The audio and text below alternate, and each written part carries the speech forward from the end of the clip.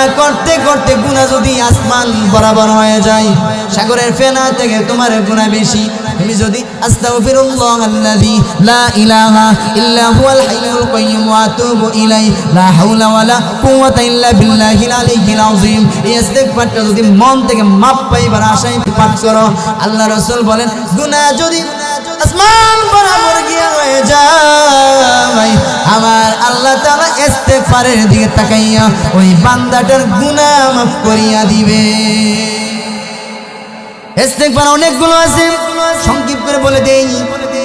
আস্তাগফিরুল্লাহ রাব্বি মিন কুল্লি যামবি ওয়া আতুবু ইলাইহি লা হাওলা ওয়ালা কুওয়াতা ইল্লা বিল্লাহিল আলিয়্যিল আযীম। আস্তাগফিরুল্লাহ ইন্নাল্লাহা গফুরুর রহিম, এইটা ইস্তেগফার। আস্তাগফিরুল্লাহ সংক্ষিপ্ত ইস্তেগফার।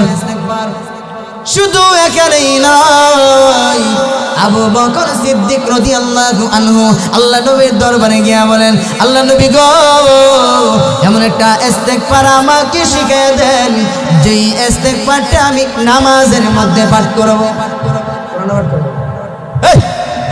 আল্লাহ রাসূল আবু বকর বলতেছেন, আবু বকর হুজুর এমন একটা ইস্তেগফার আমরা শিখিয়ে দেন, ইস্তেগফারটা আমি নামাজও পাঠ করব। শোনা নাও নামাজও ইমাম রাসূল আবু বকর সিদ্দিককে ডাক দেন, আবু বকর রে, আজকে থেকে নামাজের মধ্যে শেষ বৈঠকের মধ্যে যখন বসবা, অর্থাৎ যখন তুমি সালাম ফিরাইবা, আত্তাহিয়াতু পড়বা, দুইবার দুরূদ শরীফ আল্লাহুম্মা সাল্লি আলা আল্লাহুম্মা বারিক আলা পড়বা, এরপরে তুমি এই ইস্তেগফারটা পড়বা, আল্লাহুম্মা ইন্নী যালামতু নাফসি যুলমান কাসীরা। পারেননি নামাজের দুবারার কথা ঠিক নেই। আল্লাহ রাসূল বলেন, আবু বকর আজকে থেকে এই ইস্তেগফারটা তুমি, অর্থাৎ আমরা দুআয়ে মাসুরা হিসেবে চিনি, আল্লাহ রাসূল আবু বকরকে ইস্তেগফার হিসেবে দুআয়ে মাসুরা শিখাইছেন। শিখাইয়া বলেন, আবু বকর রে, নামাজের সালাম ফিরানোর আগে এই দুআয়ে মাসুরাটাকে ইস্তেগফার হিসেবে পড়িয়া তারপরে সালাম ফিরাবি। তাহলে আল্লাহ রাসূল আবু বকর রে দুআয়ে মাসুরা শিখাইছে, ইস্তেগফার শিখাইছে। তাহলে দুআয়ে মাসুরাটাও কিটা ইস্তেগফার। তাহলে ইস্তেগফারের আমল করবেন ইনশাআল্লাহ। 2 নম্বর আপনি জবানের মধ্যে সবসময় জারি রাখবেন, লা ইলাহা ইল্লাল্লাহ, লা ইলাহা ইল্লাল্লাহ। লাভ কিতা মুসানবী তো বুঝেনি, গরম নবী আল্লাহর প্রশ্ন, আল্লাহ এমন একটা জিকির শিখাই দেন যে জিকিরটা আপনি জানেন আর আমি জানি, কেউ জানতো না।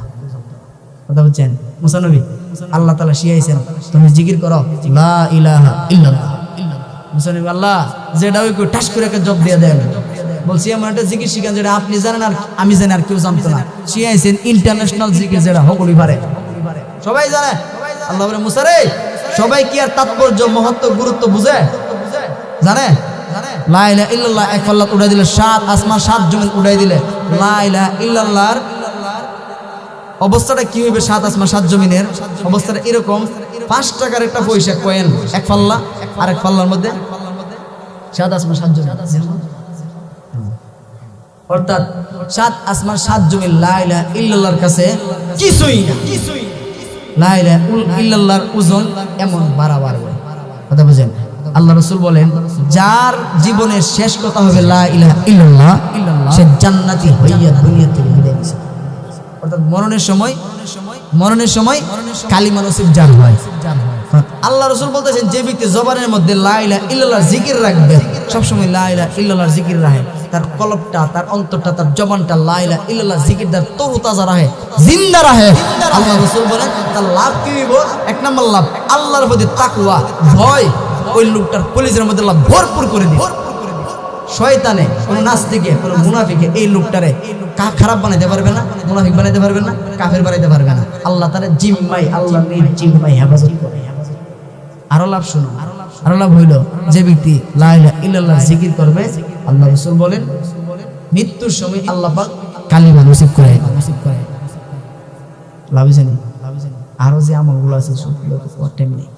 হুজুর এসে বলছেন আল্লাহু আকবার, আল্লাহু আকবার জবানে জিকির রাখতেন। হাদিস শরীফের মধ্যে আসছে যে আল্লাহু আকবার, আল্লাহু আকবার, আল্লাহ আল্লাহ জিকির যার জবানে চালু রাখবে। শেষ কথা, এটি শেষ কথা।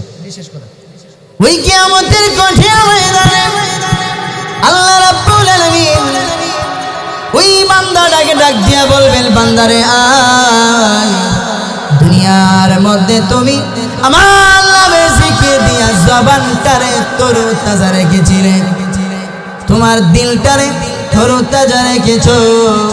এজন্য আজকে আমি আল্লাহ মুসিবতের সময় তুমি বান্দারে আমি ডাইকে আমার আরশের সামনে, আমার আরশে আজিমের ছায়ার নিচে জায়গা দিলাম। রে বান্দা তুই আমার আরশের দিকে তাকা। আল্লাহ তাকাইলাম, ও বান্দা মুস্কি হাসি দে। আল্লাহ মুস্কি হাসি দিলাম। এইভাবে হাসতে হাসতে আমার তোর জান্নাতের ভিতরে বিনা হিসাবে প্রবেশ করো। হাদিস শরীফে আসছে যে ব্যক্তি আল্লাহ নামের জিকির দিয়া জবানটারে কলবটারে তরুতাজা রাখবে বিনা হিসাবে জান্নাতে যাবে। আরেক হাদিস আছে রাসূল বলেন যে তুমি যদি তোমার জবানটারে আর শরমটারে লজ্জাস্থান এবং জবানটারে যদি হেফাজত করতে পারো, আমি রাসূল জিম্মা নিলাম তোমার জান্নাতে যাবে।